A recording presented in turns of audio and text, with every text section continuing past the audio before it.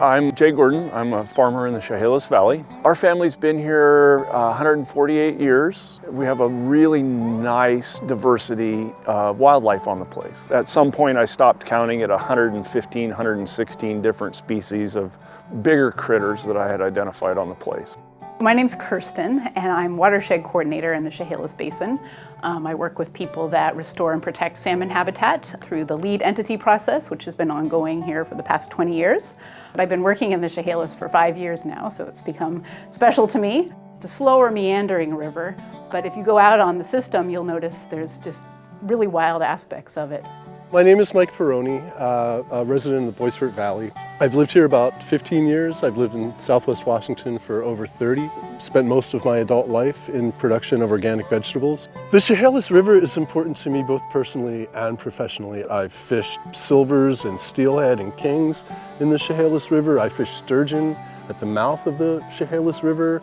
I have drawn irrigation water from the Chehalis River and its tributaries. My grandfather lived here for 78 years. The biggest floods that he saw were in 33 and 34. In 96, we were about 12 inches higher water than anything the family had ever seen. Then in 07, we were another 8 to 10 inches above that. We're running a 100-year flood about every 5 to 6 years. The aquatic species plan is a recipe for the steps that we need to take and the actions we need to take to try and get that resiliency in the face of climate change.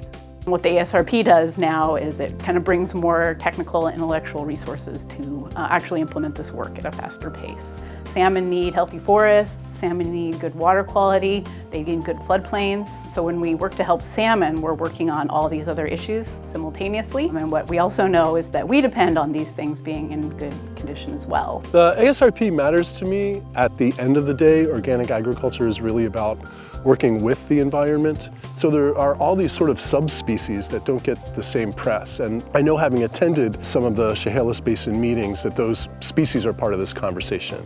For the first time, I'm optimistic that we'll be having a conversation with landowners, not putting them on the defensive, but asking them proactively with science what they can do different on their land that will make a difference for these salmon runs and ecosystem resiliency. What's really special to me about being in the Chehalis and doing this work is the number of people that really care about fish and say, hey, I want to get involved with you in this effort in salmon recovery. And the ASRP, as it has evolved, has started to bring more and more voices to the table, which I think is really resonating well in this basin. People want to contribute.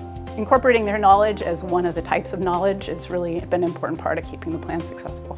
I'm taken by the scale of the project, and I adore the fact that such a diverse group of stakeholders is together at the table. Everyone's interests are interconnected, and if the conversation continues and the implementation follows, that Western Washington as a whole stands to gain from this process.